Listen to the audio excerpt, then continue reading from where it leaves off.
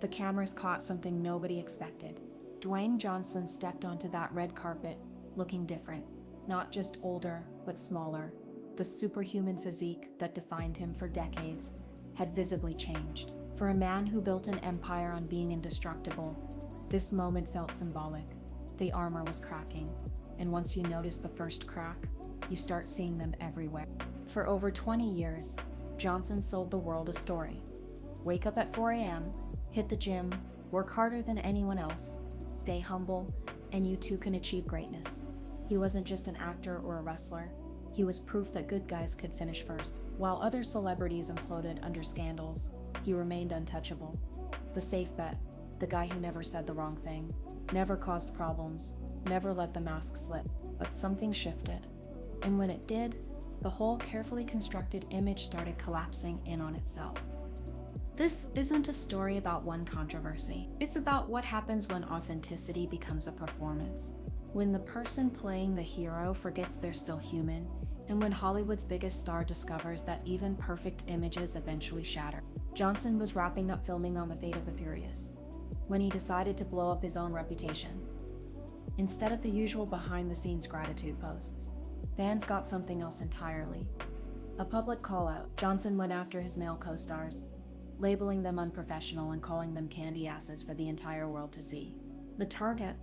Vin Diesel, the franchise lead, the guy who'd been carrying Fast and Furious since the beginning. According to insiders, the real issue was that Johnson himself had been showing up late and causing production delays. But he flipped the script, making it everyone else's problem. The post stayed up. The damage was done.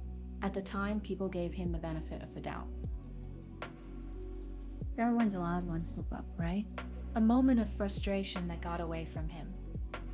After all, this was The Rock, the guy who built his entire brand on being the opposite of this.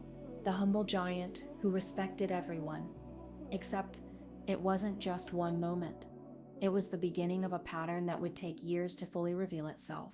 In looking back now, that Instagram post wasn't a mistake. It was a warning sign that something deeper was wrong.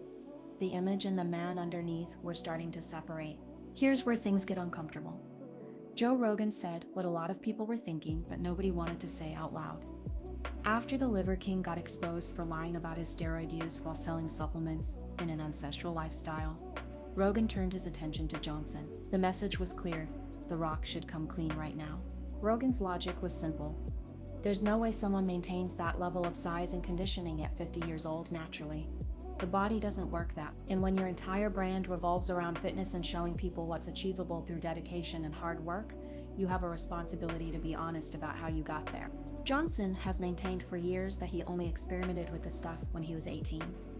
Since then, all natural. Just chicken, rice, and those legendary 4 a.m. workouts. But here's the trap he's built for himself. If he admits he's been using performance enhancers, he's not just confessing to taking some compounds. He's admitting he willingly deceived hundreds of millions of people about what realistic fitness goals actually look like. The guy who posts those inspirational workout videos, who sells the dream that anyone can look like him, with enough dedication, would be exposed as selling a lie. His supplement endorsements, his fitness advice, his entire motivational empire would be built on a foundation of deception. So he stays quiet, denies nothing, confirms nothing, and hopes everyone moves on. But they haven't. And the longer he stays silent while continuing to promote an impossible standard, the worse it looks. Johnson posted a video documenting his first experience trying In-N-Out Burger. He was charming, funny, interacting with starstruck employees at the drive-thru. Just a regular guy enjoying some fast food, except for one problem. Fans immediately pulled up receipts. This wasn't his first time at In-N-Out, it was his third time claiming it was his first time.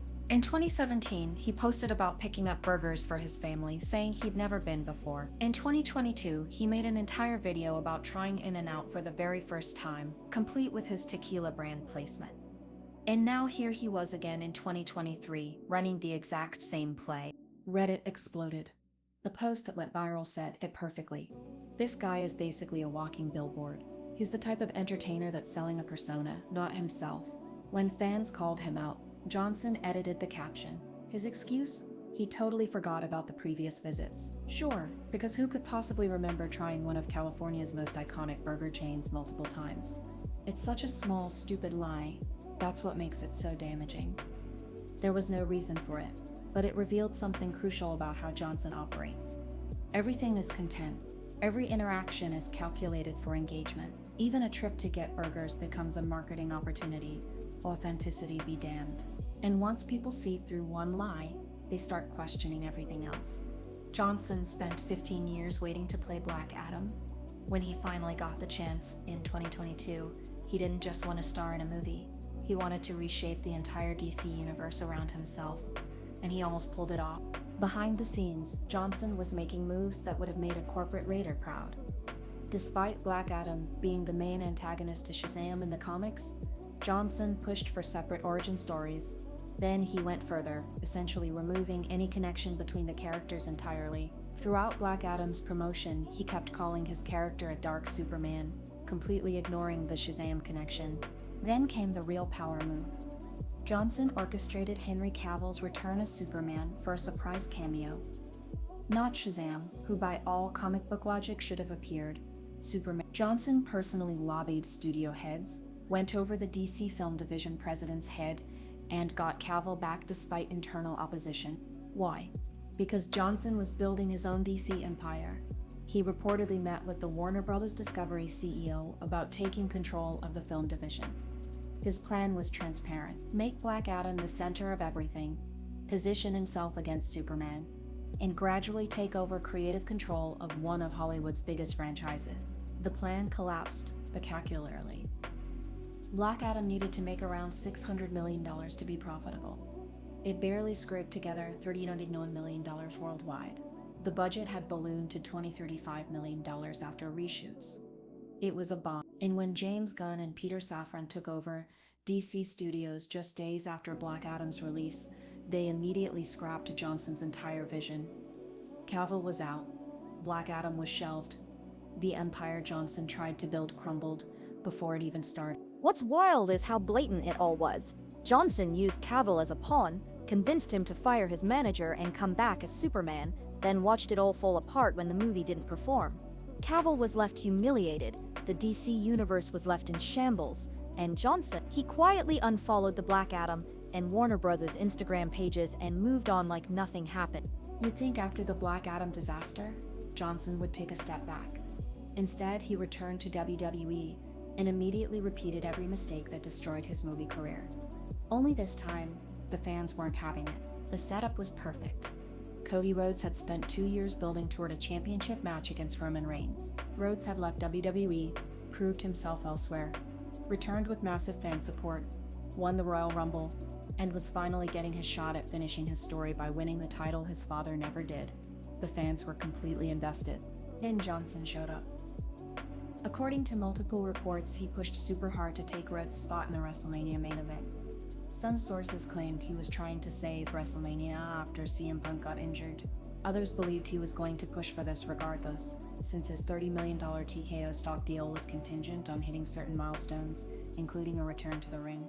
Either way, WWE announced that The Rock would face Roman Reigns for the championship instead of Rhodes.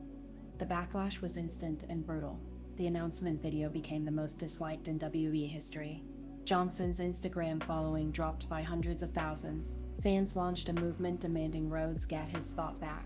For the first time in his career, Johnson was forced to publicly backtrack. WWE pivoted, gave the main event back to Rhodes, and tried to salvage the situation by having Rock and Reigns team up against Rhodes in a tag match. But the damage was done. Rhodes later revealed he absolutely wasn't cool with what happened, and admitted they still haven't debriefed about the whole mess because there's lingering tension between them. What's fascinating is watching Johnson's political maneuvering play out in real time. He's now on the TKO board of directors, essentially making him WWE's boss. He brought in his own creative team. He positioned himself to potentially take over if leadership needed to change. And when he wanted something, he used that power to get it, regardless of who it hurt or what story it destroyed. The mask was off. This wasn't the humble people's champion. This was a corporate executive playing politics and putting his interests above everything else. When charity becomes controversy, August 2023, Deadly wildfires tore through Maui, killing over 100 people and displacing thousands more. Johnson and Oprah Winfrey stepped up to help. Each contributed $5 million to create the People's Fund of Maui, designed to put money directly into the hands of displaced residents. Noble cause, terrible execution. The problem wasn't the fund itself, it was asking the public to donate alongside them. Oprah's worth billions, Johnson's worth hundreds of millions, and they were asking regular people, many struggling through a cost of living crisis, to chip in their hard-earned money to help. The backlash was swift and harsh. Why weren't they asking other celebrities? Why weren't they quietly contributing more of their own wealth? Why make a big public spectacle asking working-class people for donations when they could probably fund the entire thing themselves? To Johnson's credit, he eventually addressed it. He admitted he could have done better, acknowledged that people living paycheck to paycheck don't want to hear rich people asking for money, and promised to handle things differently next time, but the damage was done. Another chip in the foundation of his charitable man of the people image. The Red One catastrophe. Red One was supposed to be Johnson's triumphant return to family-friendly blockbusters. A Christmas action comedy with a massive budget, big-name co-stars, and Johnson as Santa's head of security. Instead, it became a case study in everything wrong with Hollywood excess and star behavior. Reports started leaking in April 2024 about what was happening behind the scenes. According to multiple industry insiders, Johnson was arriving 7 to 8 hours late every single day. Sometimes he wouldn't show up at all. The entire production would sit idle, burning money while waiting for their star to appear. His chronic tardiness allegedly added $50 million to the budget, pushing it past 20. Then there was the bathroom situation. Multiple sources confirmed Johnson would urinate into water bottles on set, rather than using actual facilities, then hand the bottles to production assistants to dispose of. When asked about it later, Johnson confirmed it. Yeah, that happens, he told GQ magazine, like it was the most normal thing in the world. He also admitted to the tardiness, though he claimed the reports were exaggerated. His co-star Chris Evans tried to defend him, saying Johnson's late arrivals were built into the schedule and everyone knew about it. But that defense actually made it worse. It confirmed that productions were forced to work around Johnson's refusal to show up on time like a professional. This wasn't an isolated incident either. Similar stories emerged about Rampage, where he was allegedly late an average of 4 to 5 hours daily. About Bowers, about Red Notice, where his behavior reportedly led to a major fight with Ryan Reynolds, a pattern of someone who believes the rules don't apply to them because they're too big to fail. The hard work brand he built his entire career on, exposed as fiction. Industry insiders started saying he refuses to work more than 4 or 5 hours a day, calling it a control thing. Meanwhile, cast and crew members are sitting around for 8 hours waiting for him to grace them with his presence. Red One bombed. It cost $250 million and barely made $195 million worldwide. Critics savaged it, and everyone now knows that working with Dwayne Johnson means dealing with someone who treats their time as worthless, while demanding everyone worship his. The corporate machine.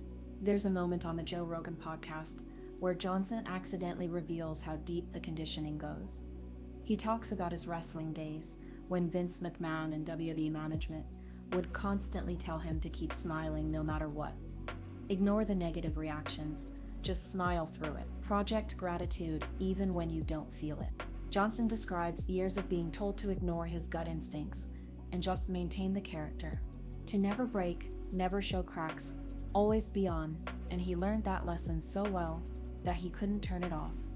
The Rock became who he was all the time. There was no separation between the character and the person.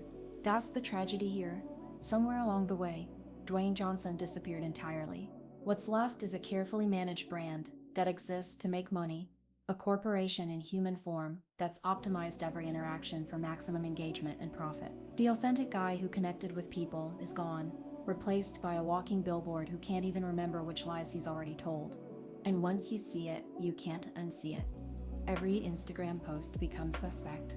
Every interview feels scripted. Every charitable gesture looks like PR.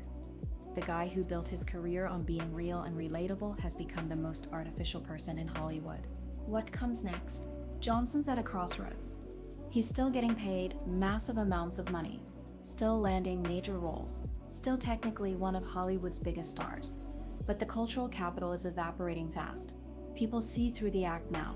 The charm doesn't work anymore. The stories of bad behavior have piled up too high to ignore. His upcoming projects could determine whether he has any path to redemption. The live-action Moana remake is a huge risk. If it works, maybe people will soften. If it feels like another cash grab, it'll further cement the narrative that he's a sellout, will do anything for money. But there's one project that offers genuine hope: The Smashing Machine, where Johnson plays MMA fighter Mark Kerr. Early reviews from Venice praised his performance as extraordinary, the most layered work of his career. The interesting part, he's buried under so much prosthetics and makeup that he's completely unrecognizable. There's something poetic about that. For Johnson to regain respect, he literally has to disappear. He has to abandon everything that made him famous: the muscles, the smile, the brand, and just be an actor playing a character, not The Rock, not Dwayne Johnson, someone else entirely. Whether he can pull that off remains to be seen. What's clear is that the old formula doesn't work anymore. The authenicity's gone, the trust is broken, and no amount of 4 a.m. workout posts or inspirational captions can repair what's been lost. The question isn't whether Dwayne Johnson will continue being successful. He's too rich, too connected, too powerful to truly fail. The question is whether the person underneath all that branding still exists, or if he's been so consumed by The Rock that there's nothing left to save. Because right now, looking at everything that's unfolded over the past few years, it's hard to tell where the performance ends and the person begins. And that might be the saddest part of this whole story. The man who convinced everyone he was the most authentic guy in Hollywood turned out to be the biggest act of all.